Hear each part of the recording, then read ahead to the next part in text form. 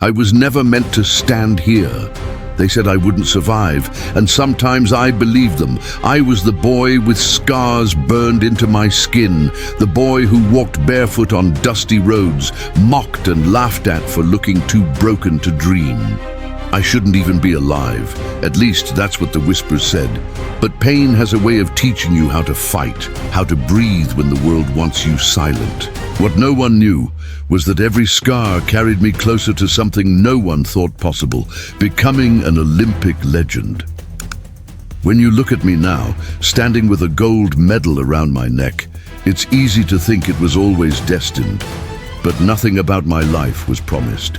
I was born in a small town where opportunity felt like a dream too far away. I was scarred as a child. I lost a part of myself in an accident, and I heard the whispers that I wouldn't survive long enough to grow up. Every step I took forward was weighed down by doubt, not only from others, but from inside myself. And yet, it was those very scars, those very moments of pain, that shaped the strength you see today. This story isn't just about winning medals. It's about surviving when the odds say you can't. It's about turning laughter and judgment into fuel. It's about carrying the weight of failure, fear, and even tragedy, and finding a way to stand tall when the world expects you to fall. That's the story you're about to hear. Not a highlight reel of victories, but a journey through darkness into light. A journey that proves survival itself can be the first great victory. Because in the end, we all carry scars, some visible, some buried deep. What matters is what you do with them. You can hide them, let them define you, or you can make them the reason you rise higher than anyone thought possible. That's what I chose.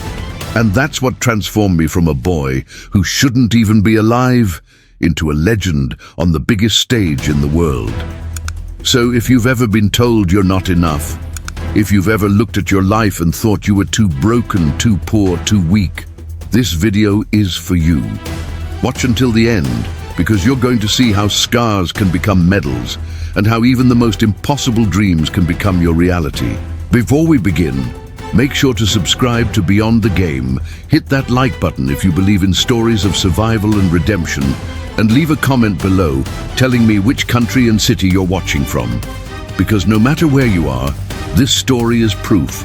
Greatness can be born from the unlikeliest of places.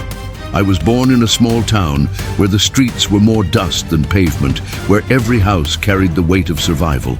My earliest memories are not of games or laughter, but of fire, of pain that burned itself into my skin, leaving scars that would follow me for the rest of my life. I was just a boy, too young to understand how fragile life could be when boiling water spilled across my body. For weeks, I lay in a hospital bed, my skin screaming, my future uncertain. When I finally returned home, I was not the same. I was marked. And children, as innocent as they may seem, know how to use marks against you. Everywhere I went, I felt the stares. My arms, my chest, they carried reminders of the accident. To me, they were painful, but to others, they were jokes. At school, I would walk in hoping to blend into the crowd, but the laughter always found me. They called me Burned Boy, whispered that I looked like I had been punished by life itself. I laughed along sometimes, pretending it didn't cut me. But deep inside, I was shrinking.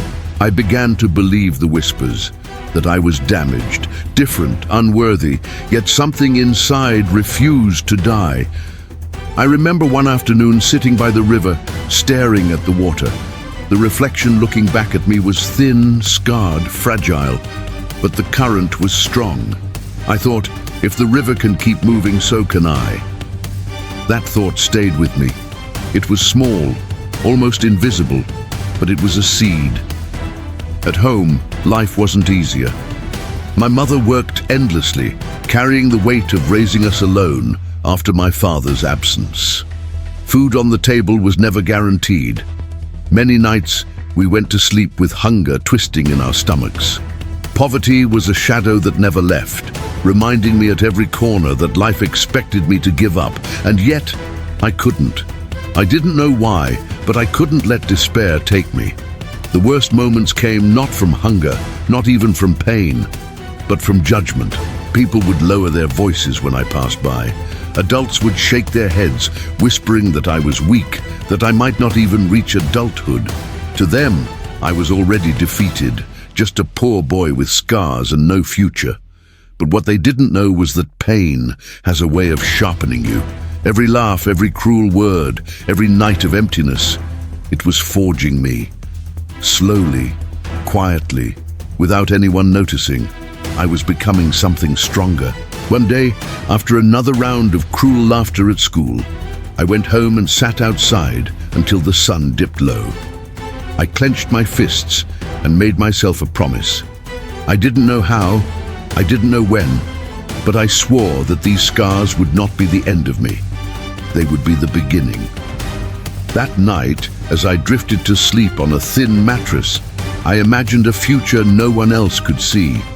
I imagined myself standing tall, not hiding my scars, but showing them to the world. I didn't know it then, but those dreams would lead me to the water, to a canoe, and to a destiny no one believed possible. Because scars, as I would learn, are not signs of weakness. They are proof of survival. Where I grew up, the river wasn't just water. It was life. It was the place where people washed clothes, where children cooled themselves under the burning sun, where fishermen pulled out whatever they could to feed their families. For me, it became something else entirely. It became the mirror where I saw the possibility of a different future. I was still a boy, still carrying scars on my body and the weight of whispers in my mind when the river called to me. At first, it was just curiosity. I would stand at the edge, barefoot, the mud squeezing between my toes, and watch the older boys glide across the water in their canoes. They looked untouchable, as if nothing else in the world mattered except the rhythm of their paddles. The first time I touched one of those boats, it felt like touching freedom itself. There was a program, simple and small, meant to keep kids like me away from the streets. Most joined for the football, dreaming of being the next Pelé or Ronaldinho. But I wasn't chosen for football. Maybe I wasn't strong enough, maybe I wasn't fast enough. Instead, I was given a paddle and pointed toward the river. Some kids laughed at me for it. Canoeing was a sport no one talked about. It wasn't glamorous. To them, it was a waste of time. But to me, it was something else. A place where I wasn't the scarred boy, the poor boy, the boy with one kidney. On the water, I was just me. The first time I tried, I almost tipped the canoe. The paddle felt awkward, the water resisted me, and my arms ached in minutes. But I didn't care. For the first time in my life, the voices of doubt weren't louder than my own heartbeat. The river was silent, but it spoke to me. Keep going. So I did. Day after day I returned. The blisters on my hands grew thick, the sun burned my skin, but none of it mattered. Out there, I wasn't defined by what I had lost. I was defined by what I could endure. At home, people still doubted. Why waste time on this? They said. Canoeing will never take you anywhere. Even some of the kids in the program mocked me. They wanted football, the path everyone knew. But I didn't care anymore. I had found something that felt like it belonged to me. Every stroke of the paddle was a rejection of their laughter. Every drop of sweat was proof that I was stronger than their whispers. One afternoon, after hours of training, I finally managed to glide straight across the river without tipping, without losing rhythm. It wasn't a race, it wasn't a medal, but to me it felt like winning. I could feel the sun on my back, the water parting before me, and for the first time, I felt truly alive. That day I realized something. Maybe I wasn't meant to survive just to exist. Maybe I was meant to survive to move forward, to carry myself into a destiny bigger than anyone imagined. The river became my sanctuary. Whenever the weight of poverty crushed me, whenever the scars on my skin burned under someone's laughter, I returned to the water. It was there that I healed. It was there that I discovered resilience. And then, one coach noticed me. He saw something in the way I refused to quit, in the way I kept coming back even when everyone else left. He pulled me aside one day and said, "You have something special. You just don't know it yet." His words lit a fire inside me. For the first time, someone didn't see my scars. He saw my potential. From that moment on, I wasn't just a boy playing in the river. I was an athlete in the making. And though no one else believed it, though they still laughed behind my back, I began to believe in myself. The river had given me a gift, an identity, a purpose, a dream. And soon, that dream would take me far beyond the dusty roads of my town, far beyond the whispers of doubt and onto the world's greatest stage. In my town, dreams had only one shape: a football.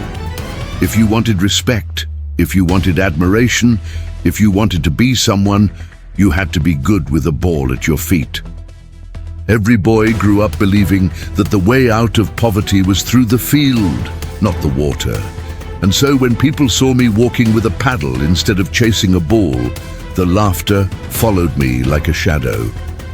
"Canoeing?" they said, mocking the word as if it was a joke.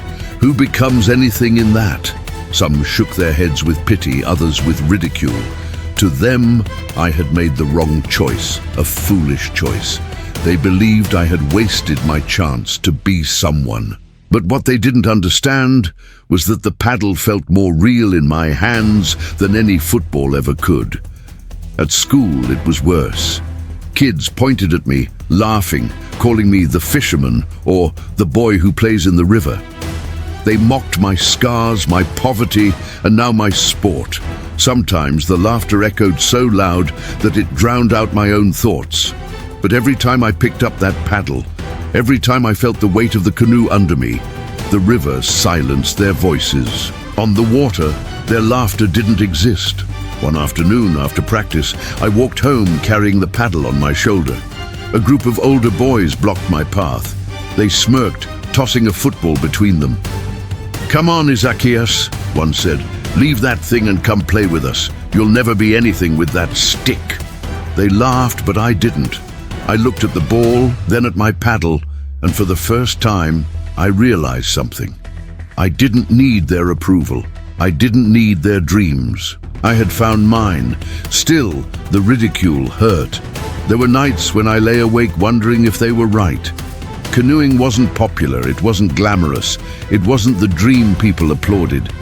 But then I remembered the feeling of gliding across the water, the silence of the river, the strength that grew in my arms. That feeling was mine, and no amount of laughter could take it away. The more they mocked me, the harder I trained. I woke before sunrise when the town was still asleep, and I carried my canoe to the water. The mist rose from the river as I paddled alone, stroke after stroke, each one a rejection of their words. With every drop of sweat, I told myself, one day they will see. And then it happened. My first local competition. The crowd was small, the prizes even smaller, but to me it was everything. I remember standing at the start line, nerves shaking through my body, hearing some boys whisper behind me, "He'll fail. He's not strong enough." My hands tightened around the paddle. The race began, and the river embraced me. Stroke after stroke, I felt alive. When I crossed the finish line first, the whispers fell silent.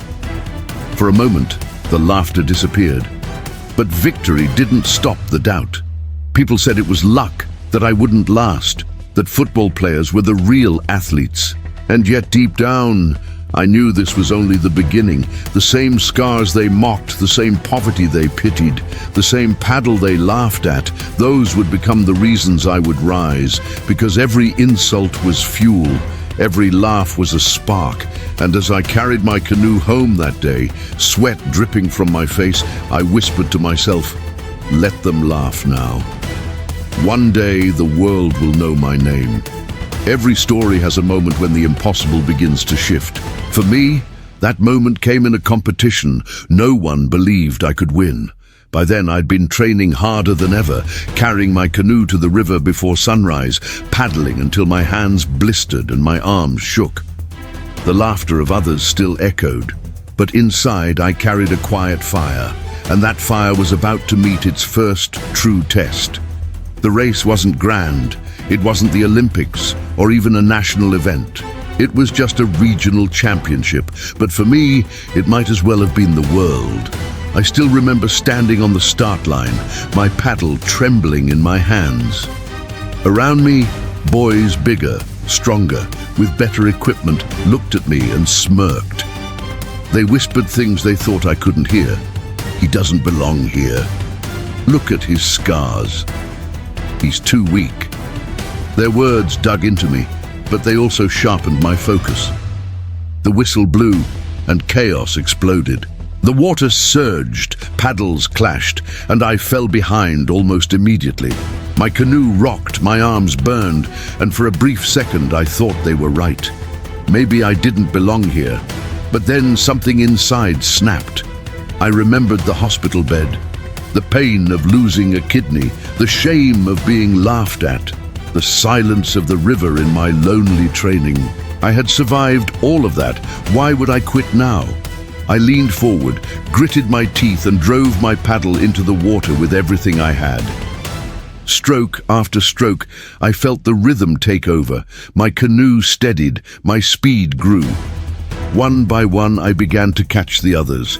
I heard the crowd shouting, the sound of surprise rising as the boy they mocked started to push forward.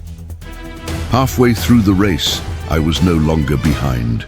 I was side by side with boys who had better boats, better gear, better reputations. My body screamed in pain, but I refused to let go. I thought of my mother working endless hours, of the hunger in our home, of the laughter that haunted me. This was bigger than me. This was about proving that survival meant something. The final stretch was a blur. The sun was blazing. Sweat blinded my eyes, but I kept paddling. I could see the finish line, hear the pounding of the crowd. Every muscle burned. Every scar on my body felt alive. And then, against all odds, I crossed first. For a moment, silence. Then the crowd erupted. People who had doubted, people who had laughed, now stared in disbelief. The skinny boy with scars had just beaten them all.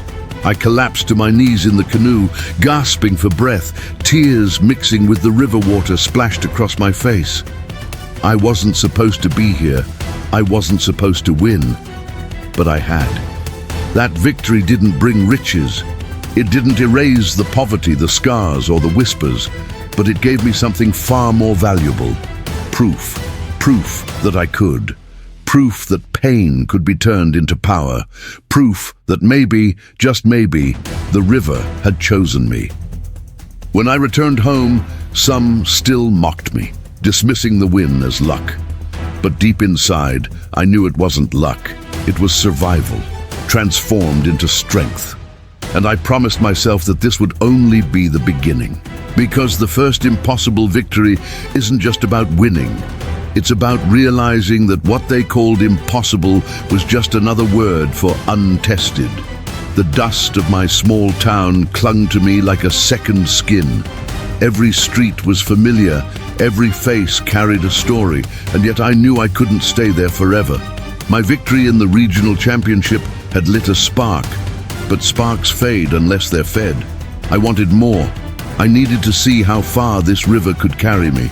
And then the chance came, a national call-up, the opportunity to represent Brazil in competitions far beyond the horizon of my childhood. I remember the first time I left my town for training camps.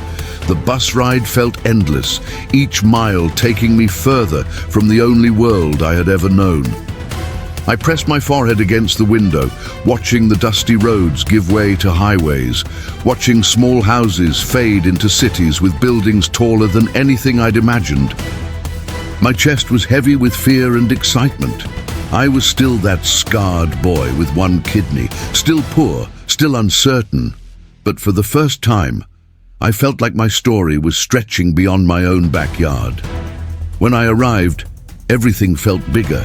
The facilities, the coaches, the athletes, boys who had grown up with better equipment, better training, better opportunities stood beside me. They looked stronger, faster, more polished. For a moment, I wondered if I belonged. But then I remembered the river, the silence of my lonely mornings, the hunger that had sharpened me. They had resources. I had survival. And survival, I believed, was stronger than privilege. The first time I competed outside my state, I was overwhelmed. The crowd was larger, the pressure heavier. My hands shook as I gripped the paddle. But as soon as the race began, the water was the same. Rivers don't ask where you come from. They only ask what you're willing to give. I gave everything. Stroke after stroke, I fought not just for victory, but for recognition. And when I crossed the line among the leaders, I knew something had changed. I wasn't just a boy from the backlands anymore. I was an athlete stepping onto the world stage. Soon came the opportunity to compete internationally. The passport felt strange in my hands, as if it didn't belong to me. I thought about the boy sitting on the wooden bench, mocked and humiliated, and here I was, boarding a plane to represent Brazil. The first time the plane lifted off the ground, I closed my eyes and whispered a prayer. This was more than a journey across countries. It was a journey across destiny. In Europe, everything was colder, sharper. The languages were unfamiliar, the food strange, the nights lonely. But when I stepped onto the water, I felt at home. The river in Germany flowed like the river in Bahia. The canoe rocked under my weight, the same way it had at home. And once again I let my scars and my pain drive me forward. Against the strongest athletes in the world, I fought. And to my own disbelief, I didn't just survive, I excelled. The medal they placed around my neck that day wasn't just metal. It was proof that a boy from the backlands, poor, scarred, dismissed, could stand among the best. It was proof that the world was no longer out of reach. But with that success came something else. Expectation. Suddenly, people began to see me not as a boy destined to fail, but as a rising star. And while that recognition was sweet, it carried its own weight. Because once the world sees you, it begins to demand more. As I returned home, carrying my first international medal, the faces of those who once mocked me looked different. Some avoided my eyes, ashamed of their laughter. Others tried to claim they had always believed in me. I smiled, but deep inside, I knew the truth. They hadn't believed. They had doubted, ridiculed, dismissed, but that was the beauty of it. The river had carried me further than their imagination ever could. And now, with the world in front of me, I knew there was no turning back. The first time I saw the Olympic rings hanging above my head in Rio, I felt my chest tighten. For years, I had trained, fought, bled for this moment. But now, standing on the biggest stage in the world, in my own country, I felt the weight of millions pressing down on me. This wasn't just about me anymore. It was about Brazil, about my family, about every scar and every whisper I had carried. The stadium roared with energy. The crowd's voices thundered through my veins, vibrating in my chest like a second heartbeat. As I carried my canoe to the water, I thought about everything that had brought me here. The burns, the kidney, the poverty, the laughter. All of it had prepared me for this. Yet as much as I wanted to enjoy the moment, fear whispered in my ear. What if you fail in front of them all?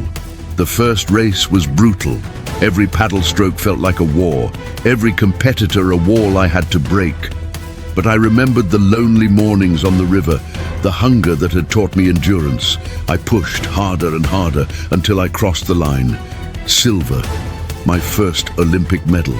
The crowd erupted. My name echoed through the air, and for the first time, I felt the world truly see me. But silver wasn't gold. And while the nation celebrated, inside me a voice said, "Not enough." The next race came, and I poured everything I had into it. My arms burned, my lungs screamed, but I didn't stop. Bronze this time, another medal, another victory, another reminder that I was among the best.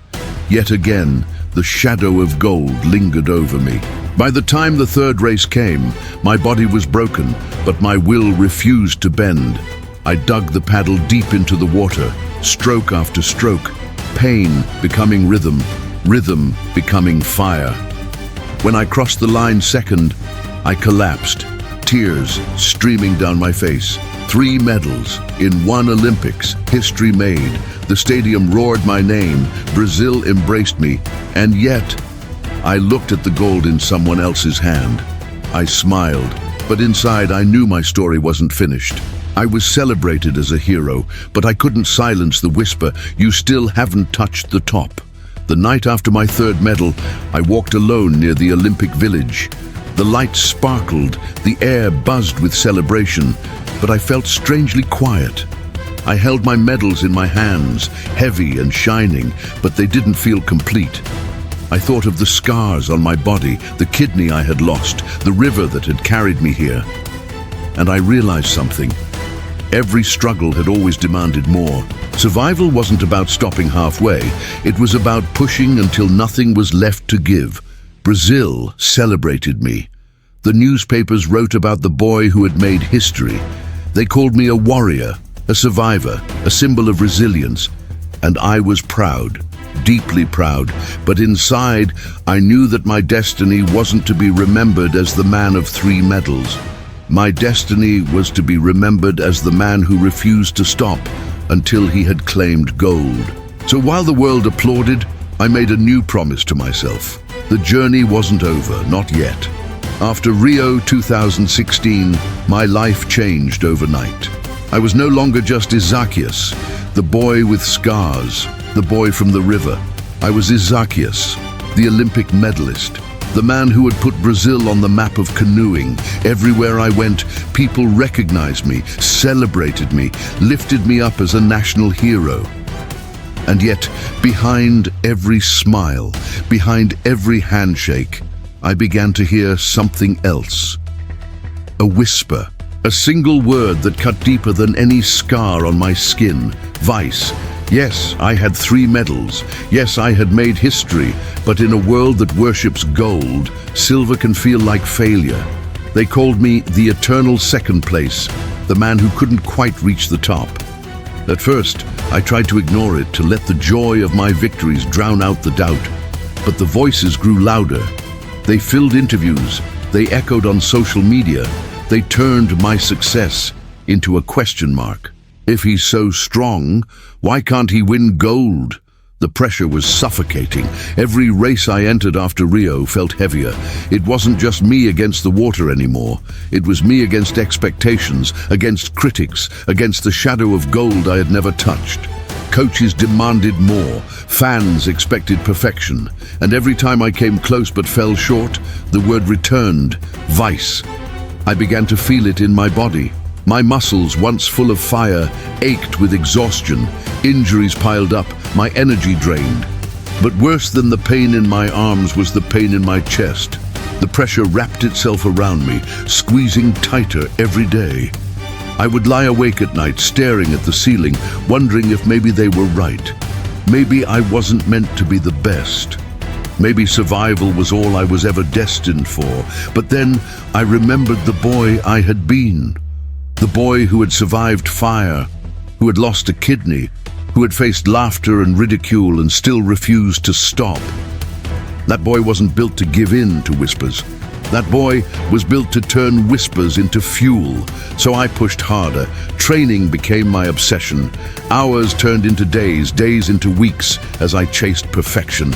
But chasing perfection is dangerous. It doesn't let you rest, doesn't let you breathe. I started to feel like a machine built only to paddle, to endure, to win. And the more I tried to silence the critics, the louder they became. One competition, I remember collapsing after the finish, my body trembling, my vision fading. I had given everything, but still, it wasn't gold. As medics helped me up, I heard someone in the stands mutter, "Always second." The words stabbed me deeper than the pain in my lungs. For a moment I hated the sport. I hated the water that once felt like freedom. I hated the paddle that once felt like destiny. I wanted to throw it all away. But then, in the quiet of my room, I remembered why I started. I remembered the boy on the riverbank, the one who had nothing but a paddle and a dream. That boy didn't chase gold. He chased survival, pride, and the chance to prove everyone wrong. And that's when I realized gold wasn't just a medal. It was a test of how much I could endure, how long I could carry the weight of the world without breaking. So I made myself a new promise. I would not stop until I proved them wrong. By the time the world celebrated me as one of Brazil's greatest athletes, I was already breaking on the inside.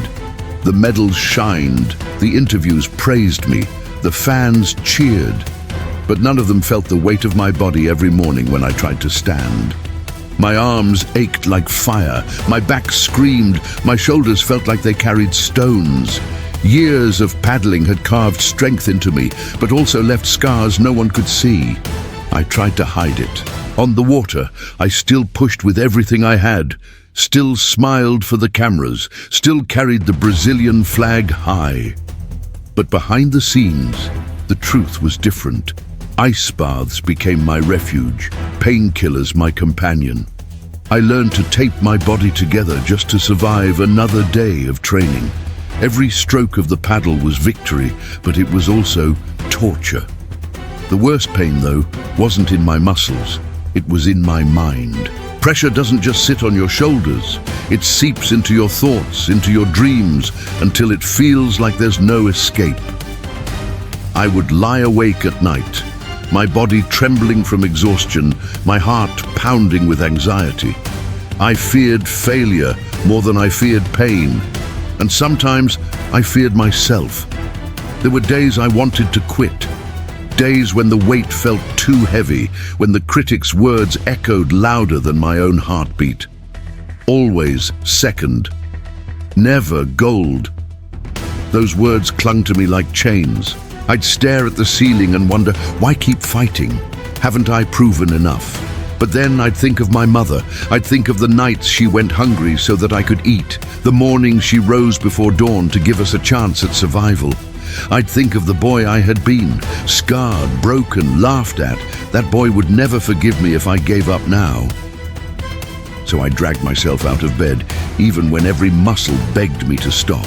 I pushed through practices that left me gasping on the ground, staring at the sky, wondering if my body could take another day. My coach would look at me, concern in his eyes, and ask if I needed rest. But rest felt like surrender, and I refused to surrender. One training session, I collapsed mid-stroke, my vision going dark, my canoe tipping dangerously before a teammate caught me. Lying on the ground, I felt tears in my eyes, not from weakness, but from anger. Anger at my body for betraying me, anger at the world for demanding more than I had left to give. In that moment, I realized the battle wasn't just against rivals on the water, it was against myself. The scars on my skin reminded me of survival. The missing kidney reminded me of resilience. But now, the war was in my soul. Could I endure when everything inside screamed to stop? Could I silence the doubts, the pain, the exhaustion long enough to reach the dream that haunted me? Gold. Slowly, I began to change. I stopped chasing perfection and started chasing persistence. Perfection was an illusion, but persistence was survival. I learned to accept the pain, to let it exist without letting it define me. Every ache became a reminder. You are still alive, still fighting.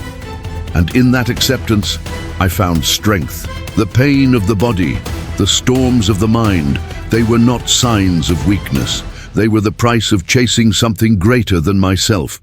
And I was willing to pay that price, because one truth had burned itself into me since childhood. Survival isn't about escaping pain. It's about carrying it until it transforms into power. The silence before the race in Tokyo was louder than any crowd I had ever heard. No fans screaming, no drums, no thunder of Brazil behind me. Just the quiet hum of an empty stadium, the echoes of a world still trapped in a pandemic. But inside me there was no silence. My chest pounded, my veins burned, and my mind screamed one thing over and over. This is the moment. I had waited years for this. After Rio, after the whispers of vice, after the injuries, the sleepless nights, the doubt, I knew that everything came down to this race. Gold wasn't just a medal anymore. It was redemption. It was survival transformed into glory. As I carried my canoe to the start line, memories flashed in my mind like lightning. The boiling water that scarred me as a child, the accident that stole my kidney, the laughter of kids pointing at my body, the hunger, the pain, the voices calling me weak. I placed the canoe down, gripped my paddle, and whispered to myself, "Every scar has brought you here. Don't waste them." The official called us forward. My hands trembled, but it wasn't fear, it was fire. I looked to my left and right, saw champions from other nations, men who had trained their whole lives for this moment. But none of them had lived my life. None of them carried what I carried. The whistle blew, and the water exploded. My paddle dug deep, muscles screaming with each stroke, but I welcomed the pain. Stroke after stroke, I felt the rhythm, the same rhythm I had learned alone on the river back in Bahia. The world narrowed to the water, the canoe, and my breath. I wasn't in Tokyo anymore, I was back home, fighting for survival, fighting to prove I belonged. Halfway through the race, I was in front. My lungs burned, my body begged to quit, but quitting wasn't in my blood. I thought of my mother, of her sacrifices, of her tears. I thought of every night I had trained in silence while the world doubted me, and I pushed harder. The last stretch was fire. My arms felt like stone. My vision blurred and the canoe rocked under the fury of my strokes. I heard my coach's voice in my head shouting, "Now, give it everything," and I did. I poured every scar, every memory, every drop of pain into the paddle. And then it happened. I crossed first. The world seemed to freeze. For a moment there was silence, then the confirmation: Olympic champion, gold medal. My knees buckled as I collapsed into the canoe, tears blinding me, the medal of my dreams finally within reach. I screamed, not just from joy, but from release. The release of years of pain, doubt, and struggle. When the medal was placed around my neck, it was heavier than anything I had ever carried. But this time, it wasn't a weight of pressure. It was the weight of triumph. I held it to my chest, feeling the cold metal against my scars, and whispered, "We did it. For Brazil. For my family. For the boy who shouldn't even be alive." When I stood on the podium in Tokyo, gold hanging from my neck, I thought my story had reached its peak. But destiny wasn't finished with me yet. Because what started on a dusty road in Bahia, what was shaped by fire, hunger, and loss, was about to make history. They used to call me the boy with scars, but soon they would call me something else. The greatest medalist Brazil had ever known. After Tokyo, I carried a new title, Olympic champion. The critics were silent, the whispers of vice vanished, but with gold around my neck, another fire ignited inside me. Because now, I wasn't just fighting to survive. I was fighting to prove that my story wasn't a fluke. One medal wasn't enough. I wanted to show the world that scars could keep rewriting history. The training continued, harder than ever. My body still ached, my mind still battled doubt, but the gold had changed something in me. It was no longer about silencing critics. It was about lifting others, showing every child in Brazil who felt invisible that they could rise too. When I entered the water now, I wasn't just racing for myself. I was racing for every boy who had been laughed at. Every girl who had been told they were too weak, every child who carried scars no one else could see. Each competition became another chapter. I collected medals, victories, records. With every podium, I could feel the history books rewriting themselves. Newspapers began to compare me to legends, to call me one of Brazil's greatest athletes. And though hearing those words felt surreal, I never forgot who I was. I wasn't born in a mansion. I didn't train with the best equipment. I didn't grow up with people believing in me. I was the boy who wasn't supposed to survive. When I finally equaled the record for most Olympic medals by a Brazilian athlete, I felt a chill run through my body. I thought of Torben Grail, Robert Scheidt, giants of Brazilian sport, names carved into eternity. And now, my name stood beside theirs. Me, the boy from Ubetaba, the boy who had slept hungry, the boy who had nearly died. I had reached their level, step by step, paddle by paddle, but I wasn't done. I wanted more. Because survival had taught me one thing: you don't stop when you're ahead. You keep moving, keep fighting, keep pushing, and soon I surpassed them. My medals became more than victories. They became proof that scars are not the end of a story, they are the beginning. Every time I returned to my hometown, I saw children running to the river with paddles in their hands. They no longer laughed at canoeing. They no longer mocked the water. They looked at it as a door, a possibility. And I realized that my medals weren't just mine. They belonged to all of them. From that moment, I understood something deeper. Being the greatest medalist wasn't about me. It was about legacy. It was about planting seeds in places where people thought nothing could grow. It was about taking the boy I had been, the boy of scars, of hunger, of pain, and showing the world that he had built more than a career. He had built hope. I had become Brazil's greatest medalist.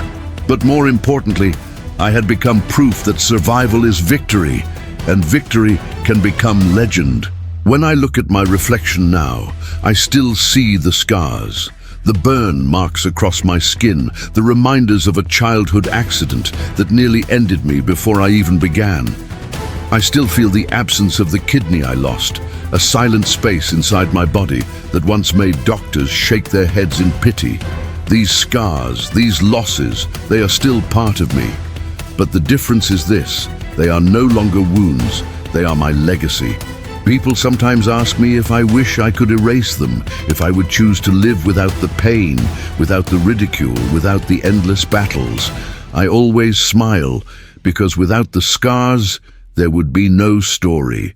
Without the scars, there would be no medals. Without the scars, there would be no Isaquias, standing as Brazil's greatest Olympic medalist. My scars are not something I hide. They are the reason I stand tall. When I return to my hometown, I see children running by the river, paddles in their hands, fire in their eyes. They look at me and see not just an athlete, but proof that greatness can be born from brokenness. They see my scars and understand that weakness can become strength, that rejection can become fuel. And in their eyes, I see myself, the boy who once sat on a bench, ashamed, mocked, doubted. Only now, that boy has become a mirror of possibility for the next generation. Legacy is not built in medals alone.